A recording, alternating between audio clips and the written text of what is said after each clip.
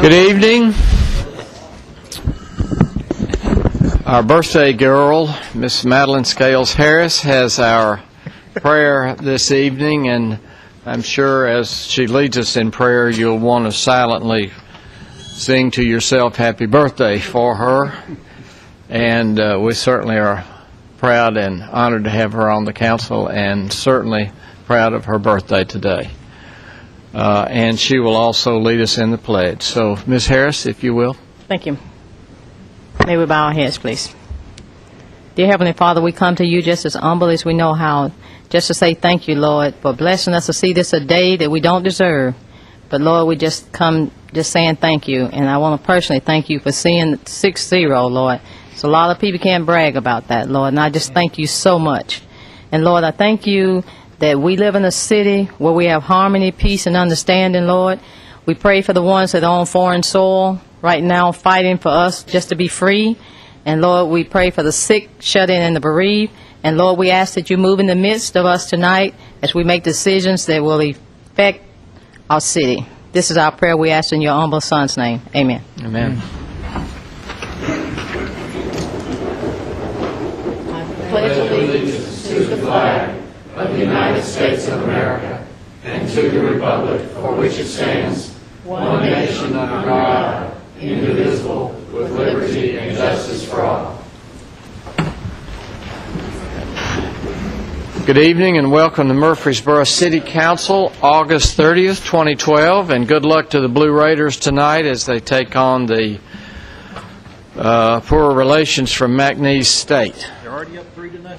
Already up 3-0. Very good. So, Mr. Smotherman will be in charge of the scoreboard tonight, and will keep us updated. Mr. Young has asked for scores every 10 minutes. Is that right, Mr. Young? Very good. All right. So, we'll get some reports. So, congratulations. Council members, you have before you your consent agenda. If there are any questions regarding the consent agenda, now would be a good time to bring those forward.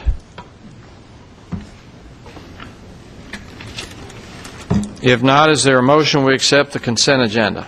So moved. Second. Thank you. Motion and second. Please call the roll, Ms. Wright. Mr. Gelly. Aye. Ms. Gels Harris. Aye. Mr. McFarland. Aye. Mr. Smotherman. Aye. Vice Mayor Washington. Aye. Mr. Young. Aye. Mayor Bragg. Aye. At this time, you have the minutes of the August 16th, 2012 regular meeting and the August 23rd, 2012 regular meeting before you. Are there any additions or deletions to those minutes as they are presented?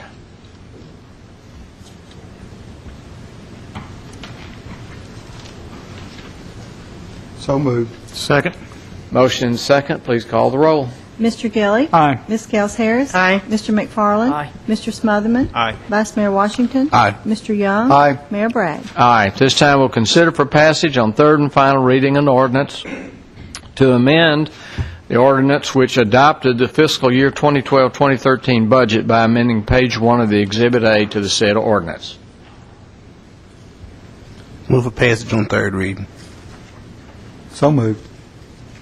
Motion and second. Please call the roll. Mr. Gelly. Aye. Ms. Gels Harris. Aye. Mr. McFarland. Aye. Mr. Smotherman. Aye. Vice Mayor Washington. Aye. Mr. Young. Aye. Mayor Bragg. Aye. At this time, we'll consider for passage on first reading an ordinance amending the Murfreesboro City Code, Chapter 2, Administration, Section 2-10, 2-11 by adopting a procurement code. Mayor Bragg. Ms. members- McGannon, thank members- you. Thank you. Members of the council, as reflected in your cover sheet, the city has certain provisions in its charter and as a matter of state law governing how it can procure the goods and services it needs to function. The ordinance before you tonight gathers those references, puts them all in one place, and expands the city's choice to use two provisions that I want to highlight because I think they'll be more frequently used. One would allow the city, if there is a state GSA contract, but for some reason the city cannot purchase off that particular state GSA contract, to get the same item under the same terms and conditions from a local vendor at GSA pricing without having to go through the competitive sealed bid process. The second, which is the one that motivated the timing of presentation of this to you, is the competitive sealed proposal method. That is used when competitive sealed bids would not be appropriate because it is an unusual service or combination of goods and services that are needed, and you need to know what a solution is, and that can best be done by getting a variety of information. It's a competitive process, but it is not purely a bid. And that is the process as allowed by state law with the council's adoption that we believe is appropriate to use for the Water and Sewer Department's ongoing effort to improve its customer information systems with the Weston consulting work that you have previously had descriptions of. So the ordinance before you tonight for first reading is one which tries to set out both the existing procedures that we've used for many years in one place and authorize the use of these two other procedures. After discussions with Mr. Lyons, I know that there is at least one change I'll be bringing back to you if you should approve it on first reading to consider before second, sort of spelling out some things, and Ms. Wright may or may not have some additional changes she wants to suggest. But that's what the goal is. I'd be happy to talk about any particular section. Let me just point out one thing. On the second page of the ordinance, in subsection D, where it's talking about methods of procurement, that lists the 5 methods that we use most frequently. Price competition, where we have competitive sealed bids. Purchases that are not based on price competition because it's a sole source or proprietary. Purchases that are not based on price competition because it's an emergency.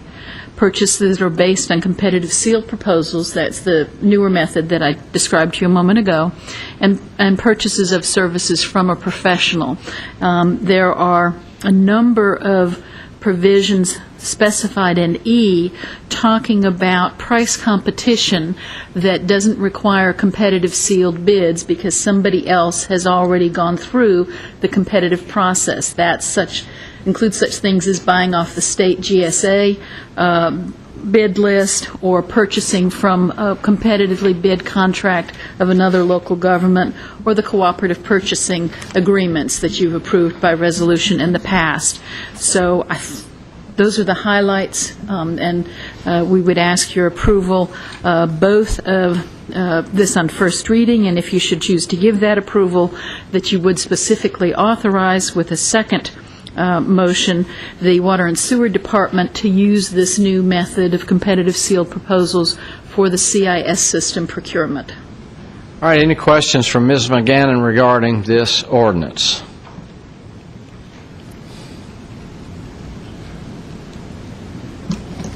Mayor, if there are no questions regarding the ordinance, I would move for passage on first reading of that. All right, thank you, Mr. Gilly. Is there a second? Second.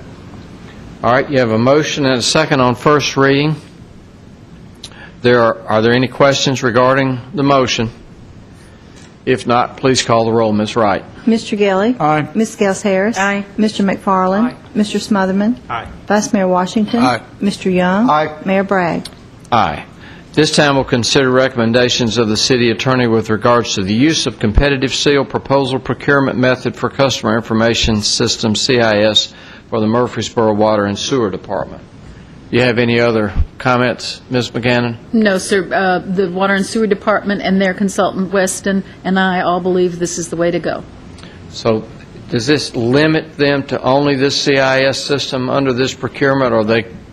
The competitive seal proposals have to be authorized by the council each time they're going to be used. So this would be specific to this department and this CIS proposal.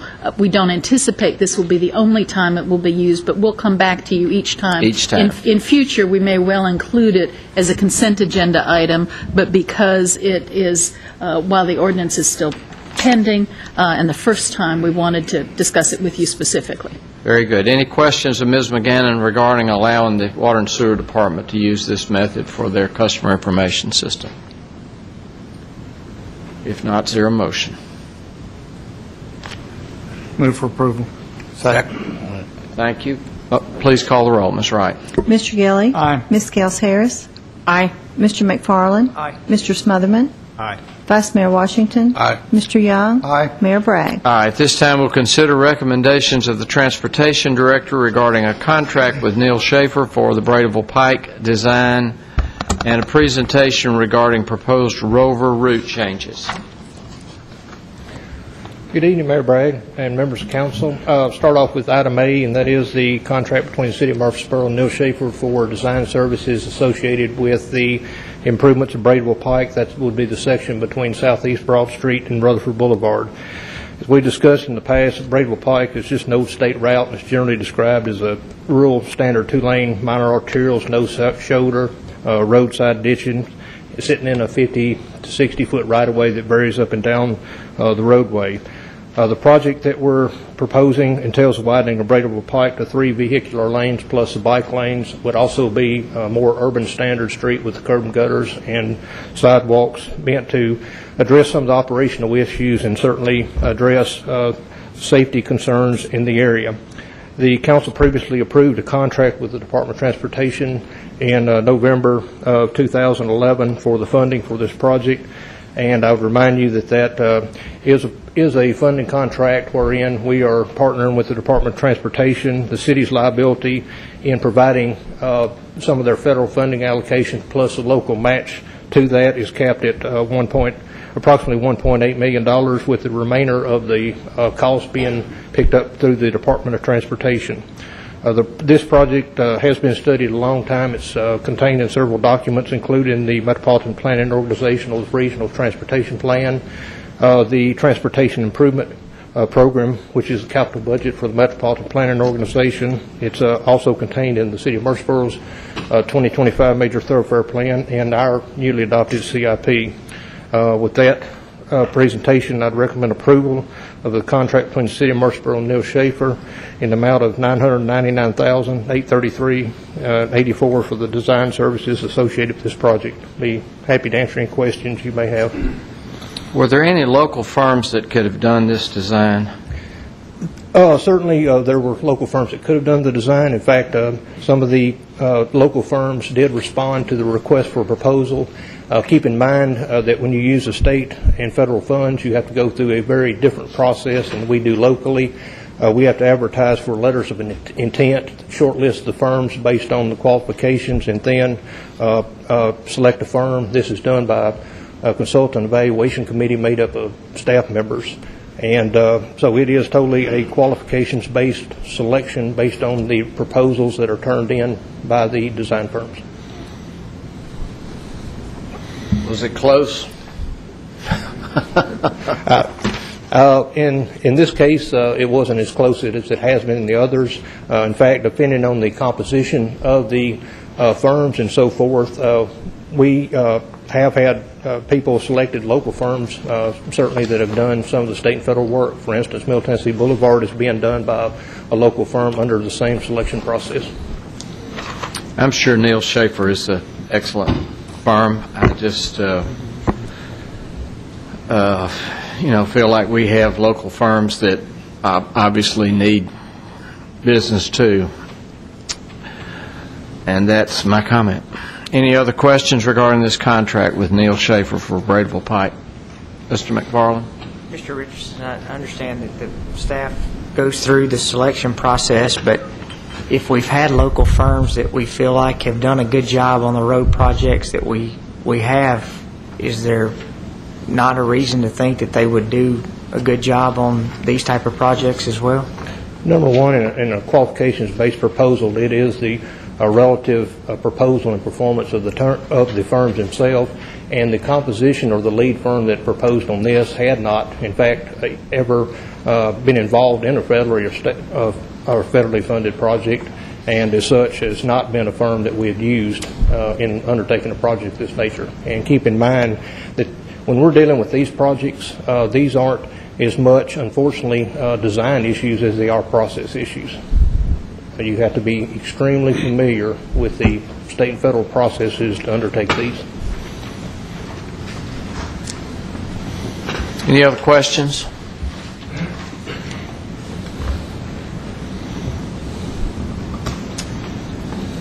If not, is there a motion to accept this contract?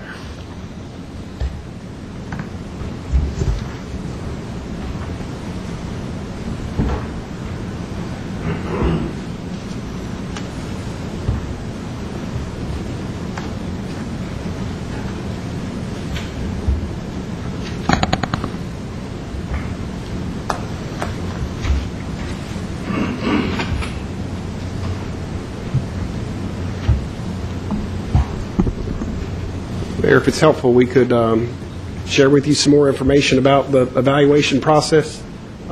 This is certainly something staff wants to use the local firms every chance we get.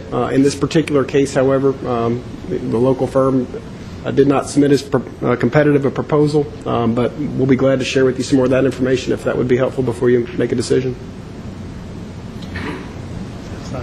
Would the council like to have some additional information before we... Mr. Lyons, do you have any idea what the percentage of the difference was as far as the more closer competitive bid? Again, I don't know that I've got the numbers in front of me, but because it's so process-driven with the federal and state money, I think that's where we saw the difference in the scoring was the experience factor in comparison to the firm that's recommended just had a significant more amount of experience in dealing with this process than what we saw locally. We'll be glad to get you some more information if that would be helpful.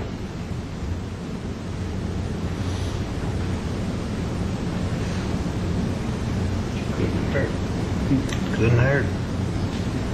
I think that'd be a good idea. Yeah, I think it'd be helpful if we had more information on it. We'd be glad to provide that to you. All right, then shall we defer this contract with Neil Schaefer? So moved. Second. All right, you have a motion and a second to defer. Please call the roll. Mr. Gelly. Aye. Ms. Gels Harris. Aye. Mr. McFarland. Aye. Mr. Smotherman. Aye. Vice Mayor Washington. Aye. Mr. Young. Aye. Mayor Bragg. Aye. Also, we will have a presentation from our Transportation Director regarding the proposed Rover route changes. Mr. Richardson, keep going. Thank you again. We'll move on to item B and put on our public transportation hat and start talking about some of our proposed system changes. As you know, our local public transportation system known as Rover has been around since 2007, a little over 5 years. And beginning in 2011, we've accumulated quite a bit of data and have the ability to look at the efficiencies and so forth of our different routes along the systems. And this report that was done internally by staff was distributed to the City Council in May of this year. And I just want to take this opportunity now to present this to you again, as well as to the public. The current system that we operate now, and have pretty much been operating for this period of time, consists of 8 routes that are run by 6 different buses. And if I can make this work. A little bit hard to see because it does cover the entirety or a large part of the city of Murfreesboro. But the 8 routes that we're looking at is Highland Avenue and Old Fort Parkway, the Mercury, and the South Church Street routes. And also we have 2 interline routes, and we say interline, that really just describes using one bus to serve 2 different routes, alternating one route for 30 minutes and the other. Right now, that is done as an interline route with Memorial and Gateway, and also Northwest Broad and Medical Center as another interline route. The changes that we're talking about are 2 basic changes, and the first change, and I'll show you this, would be the Mercury Boulevard route. We've encountered a situation to where now that the routes have become behind in some cases, a lot of it due to varying factors, some of it due to traffic operations on the street, wherein they basically leave and have to be back in 30 minutes, and based on circumstances are really not able to get back in 30 minutes, which hurts the reliability of the overall system, because they all congregate back at the transit hub downtown at the bottom and top of an hour, which means if the bus is not there, then they will not be able to transfer from one bus to the other to get to the other side of town, if that would be what the passengers would be wanting to do. And while some of the changes will have an effect that we're proposing, and what we're actually proposing is this. This would take that from a 30-minute route and make that a 1-hour route. And while some of the passengers on the downside may have to stay on the bus a little bit longer, it does certainly have an upside, and this would primarily be that we're able to serve more area. The inner core, the older part of Murfreesboro, is receiving several more street routes within that, and also we're able to do something that we've always wanted to do, and that's penetrate and provide better access to MTSU within our system. The second change that we're talking about, which is really the main basis for this, is an overall modification of our system. And this is based on our analysis of the individual routes that are run throughout the city, all the 8 routes that I had previously described. And with this, the basic goal is modifying the current system to consolidate the underperforming routes and eliminate residual route sections in order to maximize efficiencies of the reconfigured route, and simultaneously provide what we have very much been trying to do, is provide service west of I-24. Right now, as we know, on the west side of I-24 is almost a small city itself. Right now, they do not enjoy any of these services for public transportation, as does the rest of the city.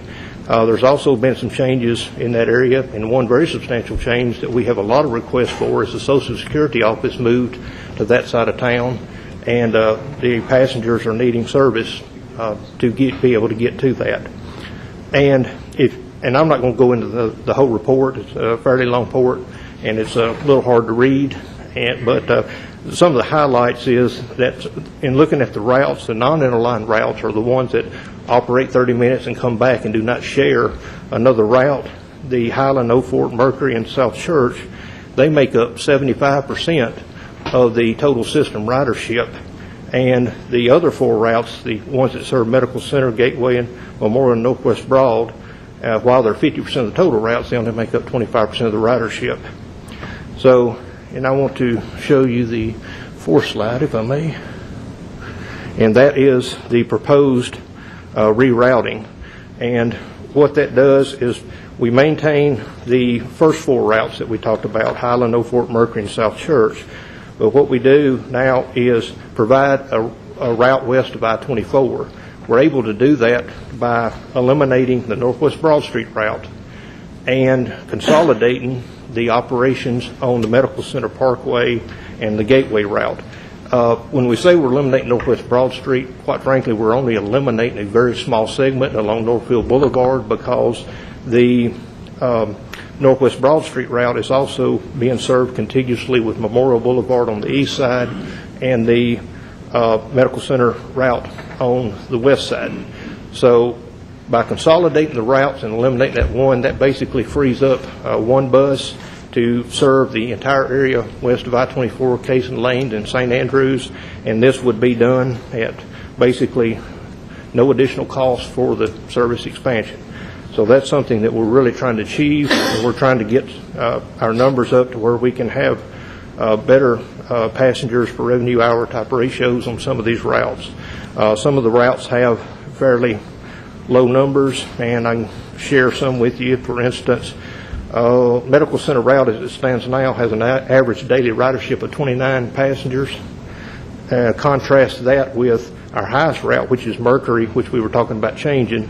That has 178 a day. So there's a substantial difference. So we're trying to achieve some efficiencies in our entire system.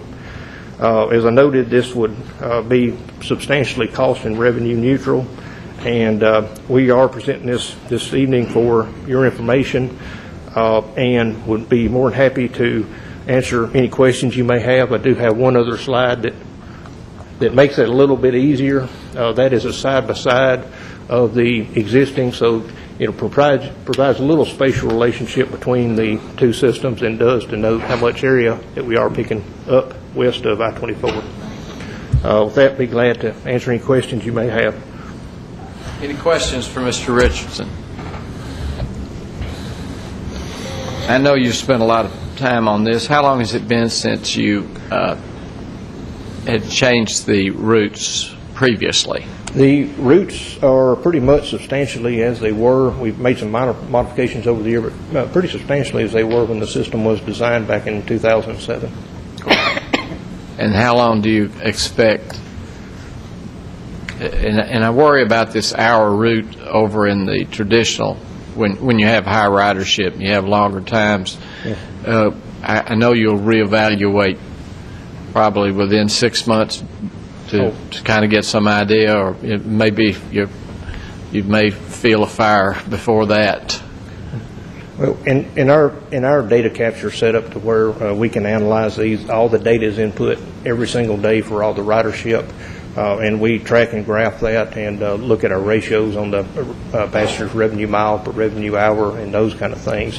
One thing I did want to mention, though, and that kind of reminded me, in the letter to council, that it noted that we were looking at implementing this by the end of 2013. That is a typo. We're looking at implementing this by the end of this year. As you noted in the report, there are a lot of I's to dot and T's to cross and things that have to be done to actually make system changes. It's not just as simple as turning them off on another street, so there's a lot of things that have to be done.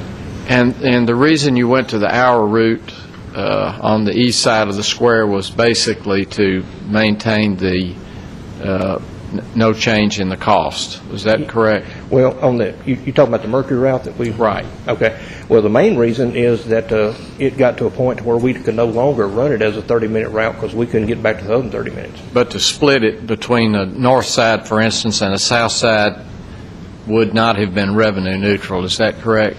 Because you did add some route out along the north side of Main Street. Well, and what actually in the bigger sense, it's revenue neutral, but in actuality, you can save some money because you're doing 1 hour routes.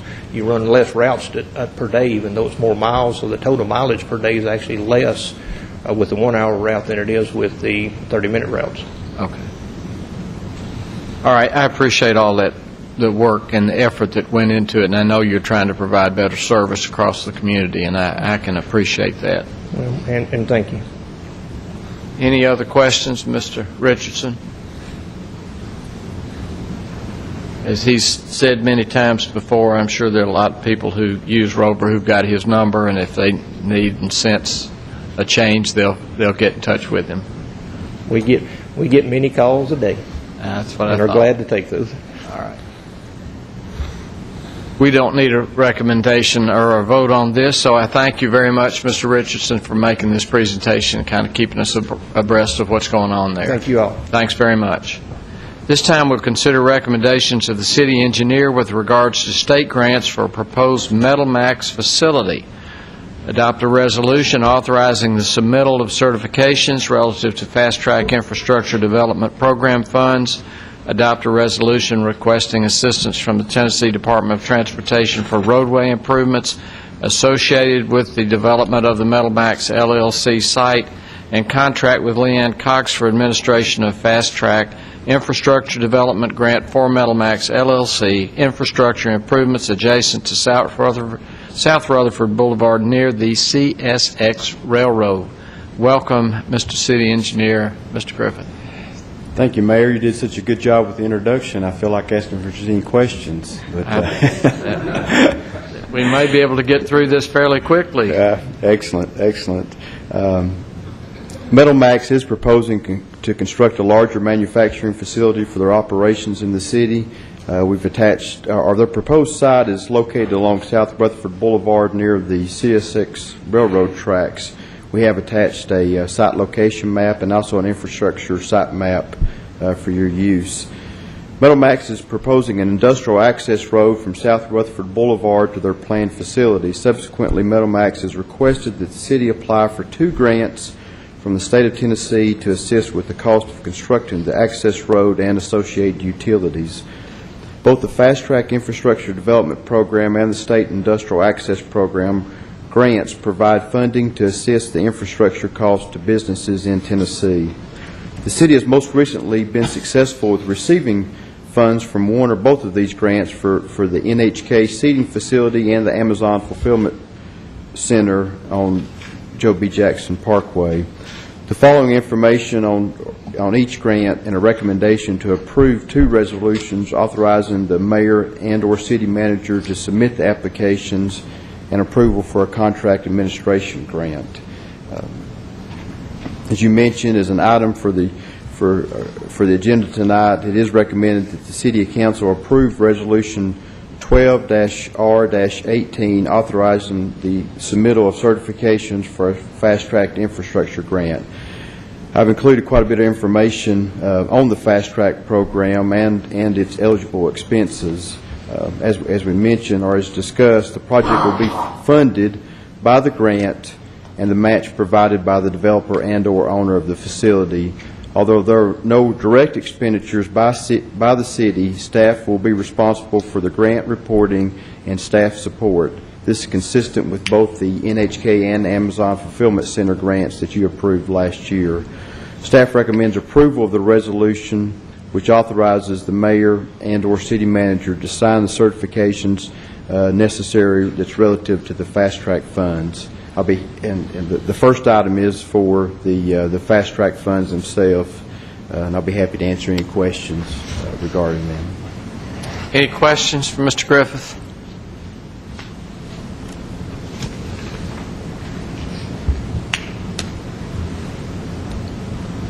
If there are no questions, is there a motion to adopt the resolution authorizing the submittal of certifications relative to Fast Track Infrastructure Development Program funds?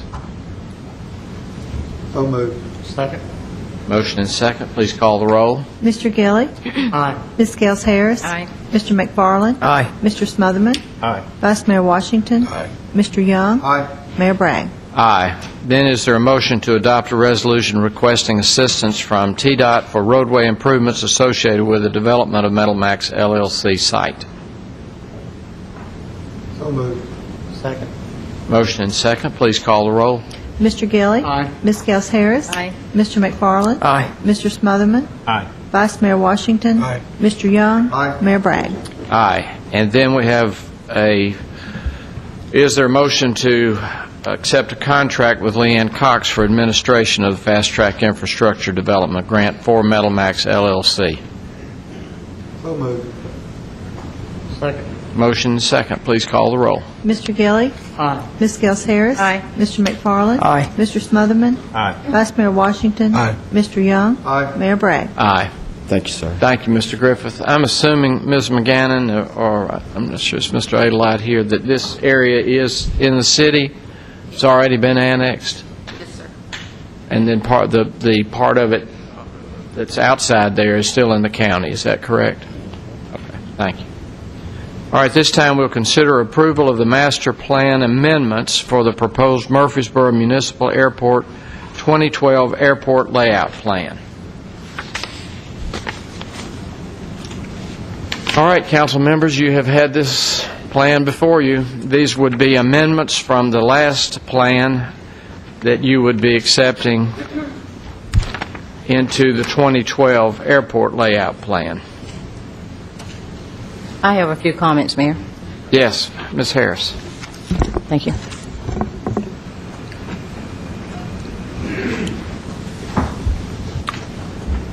I am from this community. I was born and raised here. I'm a graduate of Middle Tennessee State University. And this is one of the hardest decisions I think I've had to make or will have to make on the council. But I'm one that I do my research.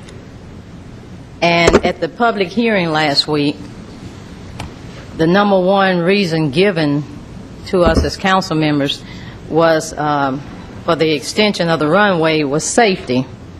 So let's talk about safety for a few minutes, for a second. Last week when I asked the question on a scale from 1 to 10, how safe was our airport, and I understand, Mrs. McGannon, why you stopped me and stopped Mr. Gerke from answering that question. I don't have a problem with that. But at the end of the public hearing, I think one of the representatives from the airport did get up and say that our airport was a number 10.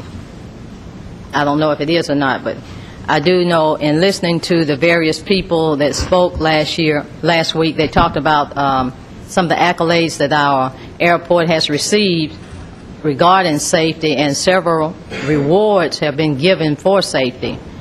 I've met with Mr. Gerke since our last council meeting, and he stated of the 18 years that he's been here, that only 4 planes have overran the the runway. In 2006, he stated that, let me get my facts here, a small jet overran by 30 feet and did 1,000 plus damage to the plane. In 98, a plane overran the runway by 400 feet, $30,000 plus in damage. In 2012, on Mother's Day, a plane overran the runway 50 feet. And then another incident where 100 to 200 feet, same thing happened, and possibly was a mechanical error, and there was significant damage to the airline. As a council, I think about 2 or 3 weeks ago, I made the proposal that let's compromise and possibly go to 500 feet with some more things, and based on the 4 overruns that the airport has had, that 500 feet seems like it would have been sufficient, but we were told that it was going to be an all or none situation. And I really hate that, because in the city where we have relationships like we do, that we can't come together and compromise. The reporting agencies, the FAA and the National Transportation Safety Board, which has combined, I understand, and they said that no record was kept. So again, which tells me that safety isn't the issue at our airport based on the facts that have been presented. And today, as has always been, the major airlines, sometimes they do overrun the runway. In 2008, we had approximately 52,000 flights coming into Murfreesboro, and in 2012, we have approximately 53 flights coming into Murfreesboro. And last week, all the people for the airport extension, and we do have, and I'm glad to see this, because I did ask, I would love to see some of the people who were for it, that last week the people for this said safety was the #1 reason for the extension, yet based on the facts that have been presented, the reasons given does not really address safety as a huge problem out here at our airport. Since 1998, here again, we've had only 4 overruns. And I was told that the reporting agencies didn't really deem that important to record it, so safety seems like it's not the #1 reason. In 103-degree weather and 105-degree weather one weekend, like I've stated before, I did go out and I talked to, now I've spoken to hundreds of residents, and hands down, the ones I talked to just based on the numbers didn't want it. And I think it's very important, and to see here again tonight the people that do want it. And I think that's very, very important, because all of our citizens are taxpayers. And I think it's very important that we consider all of that. And possibly the question is not of safety, but maybe the question is, how do we want to improve our airport as opposed to safety? And speaking with Mr. Gerke, he stated that the #1 reason, in his opinion, for this runway extension was the customers needed the longer runway, which includes Middle Tennessee State. And he said the Jetstream 31 could not land here because of the Jetstream 31 is what they were going to buy. but we didn't buy it. We did the King Air. Is that right? Okay. But eventually, that King Air engine is going to play out. And he said maybe approximately 5 to 10 years, and then we're going to need to consider another type jet. And our city, we hired a consultant, and the consultant, they found by the data that a longer runway is needed. And I guess my question is, specifically, what was the consultants asked to look for? And I don't know. I didn't see the reports. I don't know. And today, in our airport, daily, we are flying in one corporate jet, and we're flying in one turbo. Those are landing daily in our airport. So then the subject came up about the economic impact. So the Wiedemann study stated that $2.6 million is coming into our community, and approximately 24 jobs have developed from that, and $8 million of that money is going directly into our community. Our airport is self-supportive, and of the $5 we charge a gallon for gas, $1 of that actually goes into our airport fund. So we're dealing with people who are coming here who are using fuel or restaurants or hotels, and they're getting jobs. And it was also stated by Mr. Gerke that across the state, the majority of the airports, they do have 5,000 feet. And even increasing our runway, we are reaching a point of the end of a development for this particular area that we have. So with these facts, how is lengthening the airport really benefiting based on safety? And more runway would mean more flights, and more flights would mean more noise and larger planes.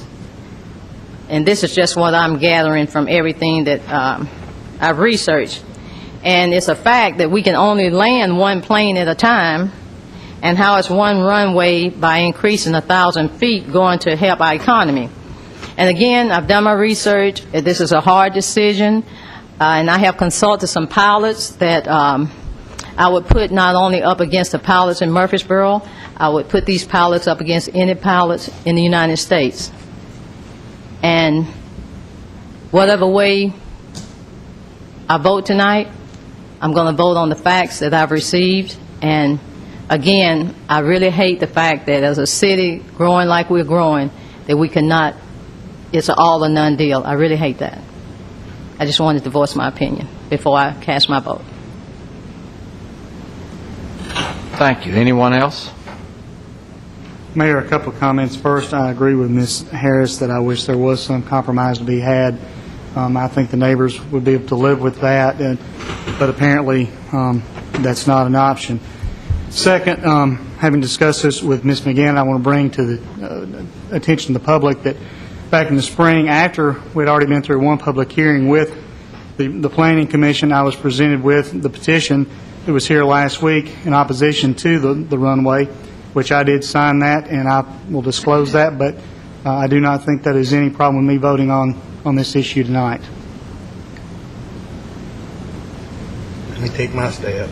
I don't really like to do a lot of talk. But anyway, for the public's information from my perspective, I served on the Planning Commission for 9 years. If you want to get beat up, be on the Planning Commission. Went through a whole bunch of public hearings, and they're extremely difficult. You got neighbors against neighbor, so that's a little bit different. That was an experience for 9 years. I happened to serve on the Airport Commission for, it wasn't long, about a couple of years. Learned a whole lot of terminologies that I've probably forgotten today, but was part of the discussion about the plan. At that time, and George, you hit me if I'm remembering this right, the discussion was to extend it to the south end. That was not a pill I was ready to swallow. So that was out for me. Made that perfectly clear. In the meantime, the plan has come along to extend to the north end. From all of the data that I have heard over the last 2 or 3 months and comments that I have heard, I am not convinced that any larger planes are going to be coming into the airport. I am not convinced that there's going to be any significant number more flights. So I think you're dealing with noise and flight patterns and flights, basically, with the extension of the runway. There's not going to be any significant increase in what you have now. In 1993, my wife and I were looking at purchasing a home, and we looked at Bradford Place. There was two reasons why I didn't purchase in Bradford Place, because it was a nice place. I really liked it.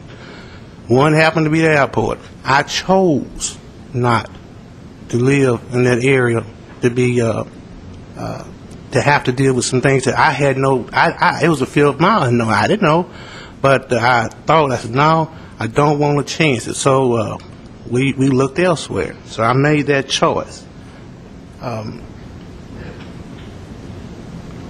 And one of the fellows I really liked, he's over the association in Bradford Place, talked about past councils and how we failed somebody by allowing houses to be built there.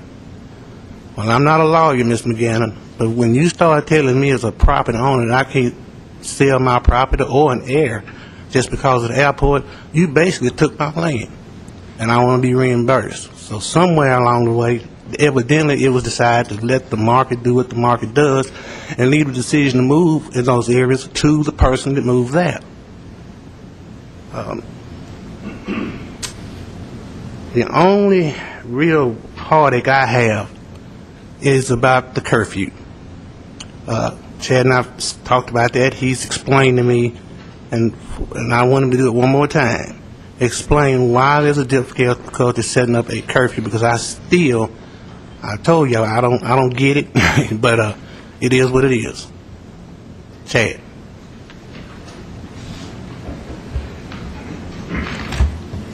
I did come prepared to answer some questions here regarding that, and also Tim Haskell will be also available also to answer some questions regarding maybe on a national scale hours of operations or curfews. And I have the overhead here. I'll try to bring that in focus for you. If you could go to the overhead, please.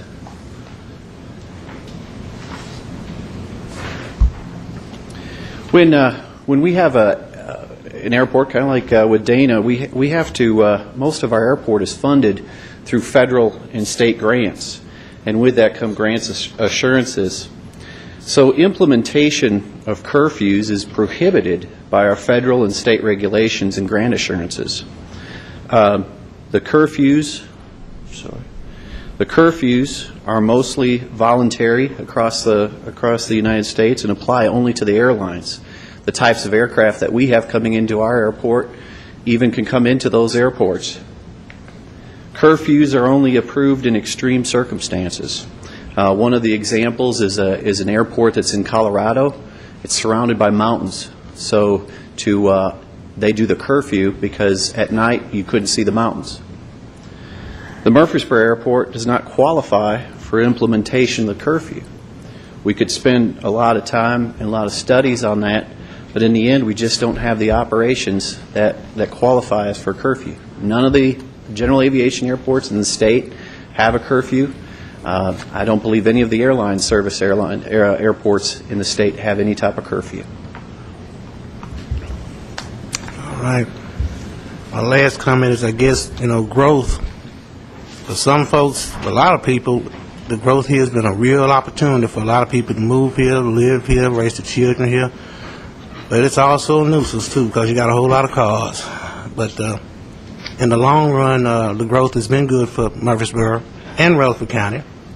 And that's what I see the airport in some ways is for those residents that live and some who I've spoken to doesn't bother them. But I'm well aware of the ones that see it as a nuisance. Well, and I do understand that. I'm done. All right. Anyone else wishing to speak? Well, Mayor. Mr. McFarland. I apologize. Welcome. Thank you. I apologize for not being here on Thursday. Congratulations. We tried as hard as we could to to get him to wait until Friday. But I'm not going to say that when he was born that I didn't think shortly after, I'm like, man, you've got me in all kinds of trouble. And then, I read in the paper, I guess it was the Friday morning that I'm the swing vote, which that didn't feel good either. So, and I told Mr. Broden today, I said, Mr. Broden, I don't know whether I'm the swing vote or I'm not the swing vote. I don't know what the other council members are going to do, because I don't talk to the other council members about how they're going to vote. Right, Ms. McGannon? Right. So, but out of any, and we'll say we have a healthy baby boy, 8 pounds 1 ounce, and he apparently does not like to sleep very much. So, out of any issue that I've ever dealt with since I've served on Planning Commission for 5 years and City Council for 6 years, this has honestly been the toughest decision that I have internally really just changed almost on a weekly basis. That you research it and you learn something else and you're like, okay, I understand why we're doing it. Then you have a pilot call you. Thanks to Mr. Broden and being the swing vote, I got all kinds of nice calls today, I guess. And continually would get more and more information, and I would have to sit down and I would go to try to study. And I think of the issues that we've looked at, this has been the one issue that I'm usually really good about looking at what the information we have in front of us, and you can pretty much come to a clear decision. This issue has been one that it's very subjective. It's subjective what is noise, what is not noise, what is safe, what is not safe. So, a lot of it has been really hard to try to disseminate the information. So, and Mr. Gerke, I've got a few questions, if you don't mind, if you would entertain those, especially with me not being there Thursday, so you can blame it on Drew if you don't mind. What I am seeing is the lengthening of the runway is, although that is an issue, the main issue is what is our future of the airport going to be, or what's our long-term vision of the airport. And the extension of the runway plays into that on what we're going to do. So I guess the things I'm looking at, Mr. Gerke, is we've got, when we talk about safety and we talk about the planes that possibly could come in, by lengthening to 5,000 feet, are we opening the airport to business jets and things like that presently couldn't land at the airport? No, in the memo that came, I guess, with this for this meeting today, the key factor there is your weight-bearing capacity. That really is a controlling factor. On your page 2 of your airport layout plan, it's the boring page. It doesn't have any pictures. It's got a lot of numbers. And on the left-hand side, it says, it gives us a description of the existing conditions at the airport. And somewhere down there, about the maybe 6th item, is pavement strength. It says existing, 30,000 pounds for single wheel, 51,000 pounds dual wheel. On the right-hand side, it says ultimate, 31,000 pounds, 51,000 pounds dual wheel. That is showing you, the City Council. It also shows the state and the FAA that we're not going to change the weight-bearing capacity of that airport. Our core samples that we took out there just a few months ago are about 4 1/4 inches thick. And I shared with the council that the Medical Center Parkway has about 9 1/2 inches. We're about what a subdivision is as far as pavement is concerned.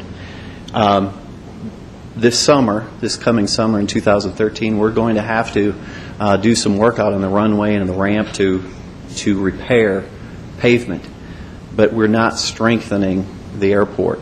If we were to try to get a strengthening project through, again, this is the controlling document here, and the state's not going to fund it, the FAA is not going to fund it.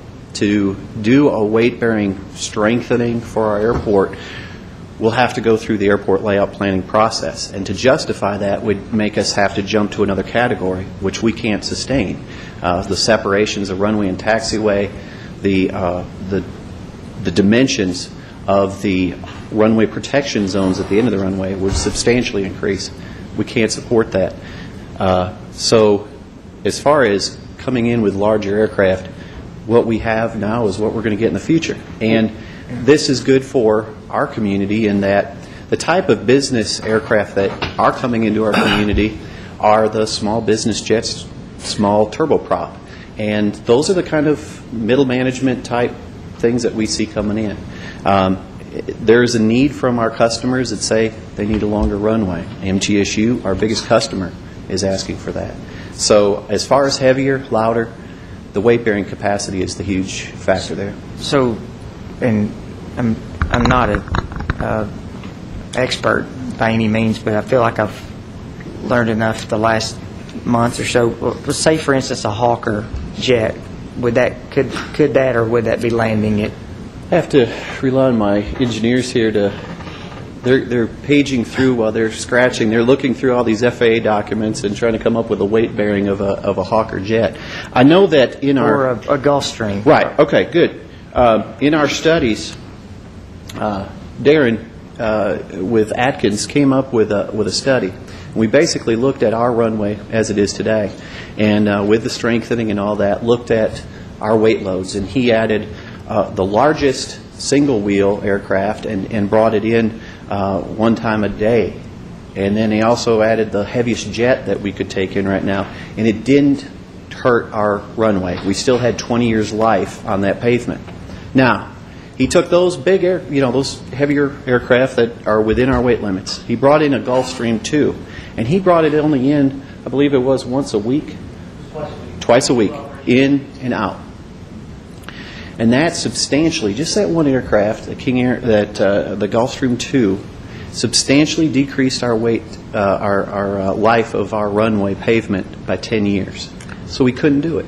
There's certain aircraft that will not be able to come in. Now, how do we get that information out to the public? Well, the pilots in the system of our airport systems, we have something called the Airport Facility Directory, and pilots refer to that book to see what the different conditions of our airport is, or any of the airports across the country.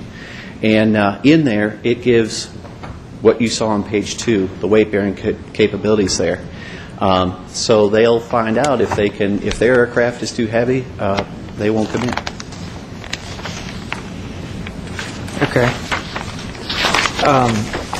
When I look at the master plan, we're looking at what I've got, what I counted 5 T hangars and then 18 60 by 60, what's labeled corporate hangars. Mm-hmm. And so are we looking at that to be more of a corporate area for corporate jets and things like that? Well, it's very similar to the boxes that we have currently on our field here on the south side of the airport. Now, in this area, we already have some boxes there, and right now those are used. MTSU has their King Air 200 in there. Mike Jones Aircraft Sales has a couple of Navajos, which is a Piper twin engine, relatively smaller aircraft, 6 to 8 passengers, I believe. And then we also have a charter company that has 2 Merlins, which is very similar to the King Air 200. When we do a airport layout plan, we're looking at 20 years plus. If we want to receive federal funding, we have to look at whatever possibly could come up in those 20 years. We have set aside a huge area here for MTSU and their growth, ramps and things like that. So those hangars, we had to decide, had to look out how far could we go, what could we ultimately need. So yes, we have some box hangars there. They're 62 by 65, and we have some T hangars in there for future needs of T hangars. With an airport layout plan, Do you have to build all those? No. But if we don't have them on there, we're not going to receive any federal or state funding. So we looked at, and of course the page is labeled ultimate, and that's a look that see what we could look at ultimately in the future. I guess the part that I can understand lengthening the runway for safety. I don't have an issue with that.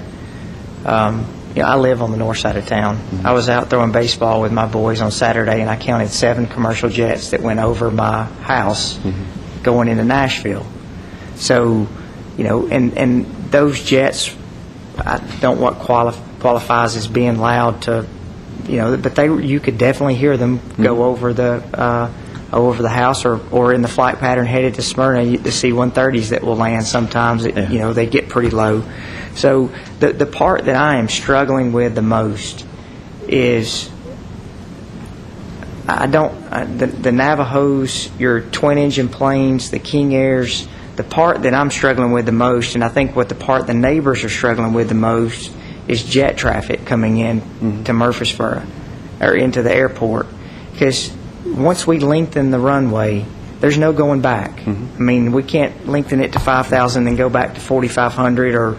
So I don't know as a council what I've researched and saw that there's a federal deal that you can't. One airport said you can't discriminate against jet traffic and piston traffic, but that's the part I'm struggling with the most. And I think that's the perception that the residents have, that I think that a jet is in some cases less noisy than a piston plane, but it's not when you reverse thrust and you throw the power on, and there's no, from what I understand on the engines, there's no the noise coming forward regular will be muffled through silencers or a muffling system, but when it's in reverse, it's not. So that's the part that I'm struggling with the most, that when a plane lands, it's not, during, I read in our paperwork, it says during takeoff that jets are just as, are quieter than some piston planes, but it didn't say anything about landing, that when they land, they've got to be more noisy because a prop plane is throttling back when it lands. So that's the part that I'm really struggling with, is on the jet side. And I don't know how you answer those questions. Right, and I think right now we've got a short runway, and they are going to put it in the reversers right now because of the shorter runway. Give them a little bit of length, and they're not going to have to rely on those reversers as much. Of the 18 years I've been here, the calls that I've received for complaints are on the days that we have pattern work going on. The 172s, the Diamonds are in the pattern. It's hot. They're not getting up as quickly as they can because performance is down. The jet, on the other hand, comes in and goes out. It doesn't hang around the city at all. They're on to Charlotte, they're on to Atlanta, they're on to where they're going. And there's one call that I received from Mary Huda one day, and it was because it was foggy and a jet did a go-around. And it brought my attention. It obviously got her attention, and she called. He didn't land there because of weather conditions. But that's the only time I've gotten a call because of jet. Most of the time, I don't think many people know they're in or out. In fact, in the beginning of this public hearing process, it almost sounded like we didn't have jets, but we do. And I can only share with you my experiences from the calls I've received. We do have jets. We had one in today, a company, Thompson, out of Birmingham, Alabama, came up for a funeral and filled up with fuel, took off out of here, no problems. That's a normal occasion. The part that I'm struggling with the most is what the vision of the airport's going to be moving forward. And when you take it to 5,000 feet, although we are opening it up for planes that presently can't land because of insurance purposes. And the part that I'm struggling with is I don't want to see our airport, from what I hear from the residents and really just research it, I don't want this to turn to where we all of a sudden turn in that we've got 25 or 30 jet landings or takeoffs a day. And, we're next to soccer fields, which I guess are going to end up being hangars at some point because the soccer and football fields. We've got 5 ball fields there. So it's just, that's the part that I'm just not comfortable with right now. Well, to be honest. those jet pilots are probably the more experienced pilots, too. I agree, but a jet is coming in at how fast and leaving how fast? What's our approach speed? Well, they're all B2s. They're B2s. So the approach speed is going to be less than 140. So 150 miles an hour? Knots.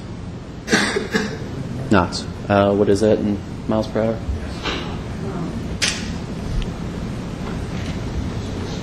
$60.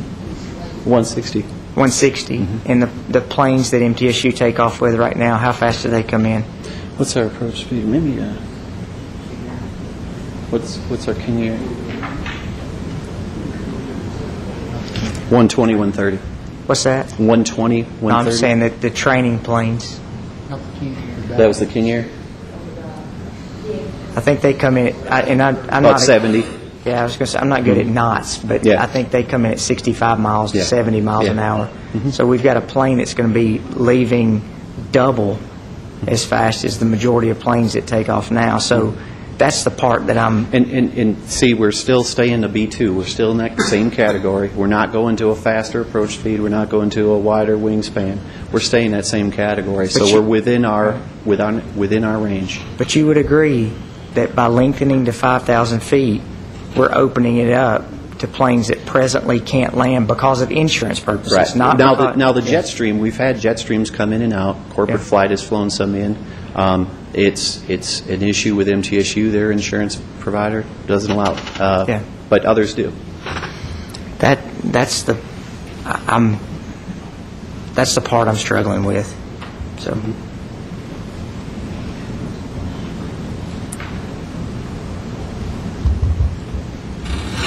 Mr. Smotherman.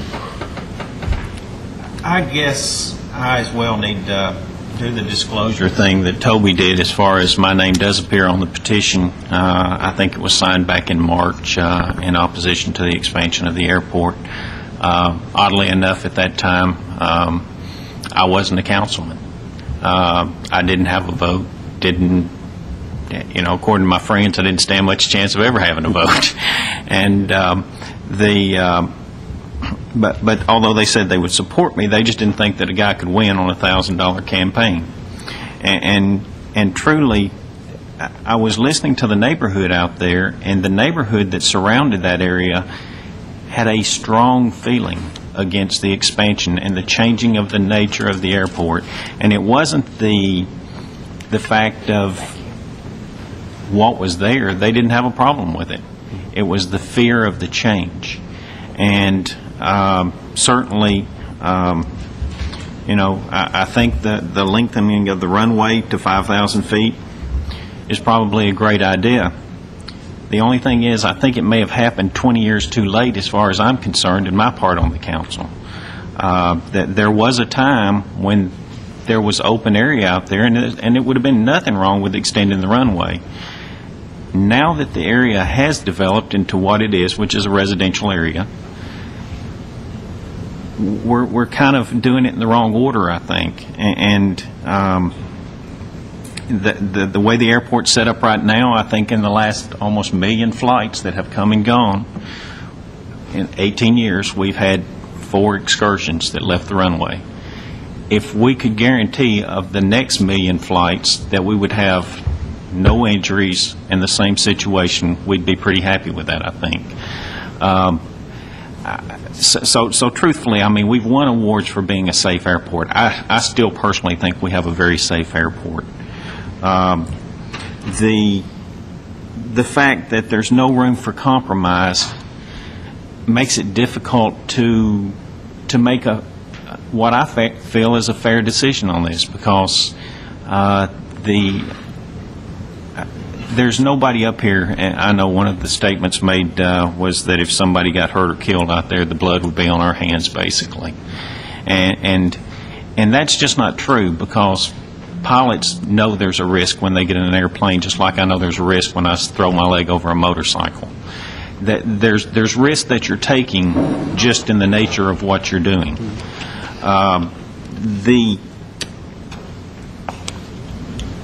From the economic standpoint,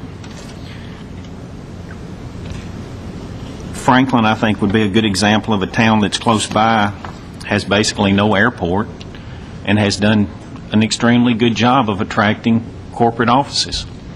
I know recently when Nissan was considering relocating, they wound up in Franklin. And I don't think there was ever a concern that the airport wasn't there or the airport wasn't long enough. The airport, because of its size, is probably limited to what we're using it for currently. Although what we're using it for currently, it is safe. If we were to need a larger airport, my personal feeling is it would need to be located outside our town, outside our city limits, because of the growth that our city has experienced in the past few years. And I think we'll continue to experience. We don't want to create this same situation by just putting it a couple miles out of town, because if we do that, we're going to wind up right back where we are in a few years. If you say, okay, well, let's make it 12 miles out of town. Well, if we make it 12 miles out of town, we've made it to Smyrna, which already has a runway twice as long as ours. So I feel that, you know, the issue of safety is not really an issue as far as what we're currently operating there. The economic impact is being overstated. The fact that we've already got a fine runway in Rutherford County, I'm glad we do. And on the way over here, I left my house at about 5:40, got to the intersection of Memorial and Clark. There was a jet plane that had left our airport. When it came across that intersection, it was low and it was fast. You would probably compare it to a Blue Angels exhibition. There wasn't a single person at that intersection that wasn't looking skyward, because there was a lot of noise. And the person who tells me that smaller planes are louder than larger planes did not, I mean, I can't believe the experts and my lying ears both. I have to question whether or not more jets are going to create more noise. And with the expansion to 5,000 feet, I think we're opening up the airport to any jet that wants to land there.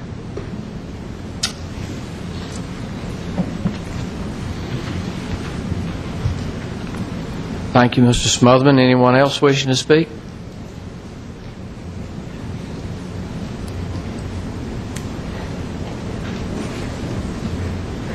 If not, you have the approval of the master plan amendments for the proposed Murfreesboro Municipal Airport 2012 airport layout plan before you. Is there a motion? I move we approve it. Second. All right, you have a motion and a second to approve. Anyone have any comments or questions before we vote? Please call the roll. Mr. Gilly? No. Ms. Gels Harris? No. Mr. McFarland? No. Mr. Smotherman? No. Vice Mayor Washington? Aye. Mr. Young? Aye. Mayor Bragg? Aye. All right, this time you have the beer permits. Ms. Wright?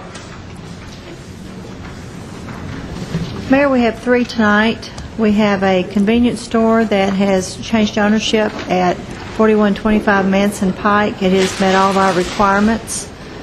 We have a tavern at 903 Gunner Street that is pending their building code inspections. Other than that, they have met our requirements, and that is a name change and ownership change. And then we have what I believe is like a gaming room. They are finishing their build-out, and so they lack a couple of building inspections at 211 Robert Rose Drive. Other than that, they have met our requirements, and I would like permission to issue those permits upon successful completion of building code approval. Is there a motion to accept the beer permits as they've been presented? So moved. Second. Thank you. A motion and a second. Please call the roll. Mr. Gilly. Aye. Ms. Gels Harris. Aye. Mr. McFarland. Aye. Mr. Smotherman. Aye. Vice Mayor Washington. Aye. Mr. Young. Aye. Mayor Bragg. Aye. At this time, you have the statements to be considered for payment before you. If you've had an opportunity to review those bills, are you ready for a motion to pay the bills? Move that we pay the bills. Second. Motion to pay the bills and a second. Please call the roll. Mr. Gilly. Aye. Ms. Gels Harris. Aye. Mr. McFarland. Aye. Mr. Smotherman. Aye. Vice Mayor Washington. Aye. Mr. Young. Aye. Mayor Bragg. Aye. This time, as to a appointment to the Parks and Recreation Commission, I would like to recommend to you Gloria Bonner to replace Elsie Easter on the Parks and Recreation Commission. Move to approve the mayor's recommendation. Second. Motion and second. Please call the roll. Mr. Gilly. Aye. Ms. Gels Harris. Aye. Mr. McFarland. Aye. Mr. Smotherman. Aye. Vice Mayor Washington. Aye. Mr. Young. Aye. Mayor Bragg. Aye. Other business from staff or the council to come before the council. Mr. Griffith. Thank you, Mayor Bragg. I do have a change order for a contract for construction of the State Industrial Access Project on Joe B. Jackson. It was placed on your desk before the meeting. Hoover Incorporated was awarded the contract by the council, and construction is currently underway. During construction, the CUD water line was encountered at a more shallow depth than previously indicated. Due to the shallow depth and proximity to truck loading, CUD is requiring a concrete cap be placed over the water line at 2 locations for additional protection. The attached change order includes a unit price for the cap along with temporary pavement marking and aggregate which is used in the paving operation. The SIA project is fully funded by the State of Tennessee grant and the private development for the Amazon Fulfillment Center, so it will be at no cost to the city. This will increase the contract price by $18,628.52 to a total of $801,944.50. We recommend approval of this change order. Is there a motion to approve? I have a question, Mayor. Yes, Mr. Young. Is this ditch shallower than normal? It is. It's More shallow? It is. I struggled with that before the meeting myself. It's quite a bit more shallow. It's about a foot or more. Evidently, they encountered high rock in certain areas where they were laying the water line. Since the water line's not gravity dependent, it kind of follows the contour of the rock there. But apparently it met their criteria, or they wouldn't have put the pipeline in. It did, as long as it was in an open field, but it's fortunate enough that Amazon's now using it for a distribution center, and so and it's about 250 trucks a day will be using that entrance. But there'll be no cost to the city. That's correct.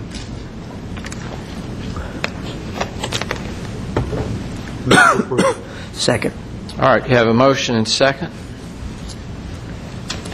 Please call the roll. Mr. Gilly. Aye. Ms. Gels Harris. Aye. Mr. McFarland. Aye. Mr. Smotherman. Aye. Vice Mayor Washington. Aye. Mr. Young. Aye. Mayor Bragg. Aye. Thank you, sir. Thank you. Anything else?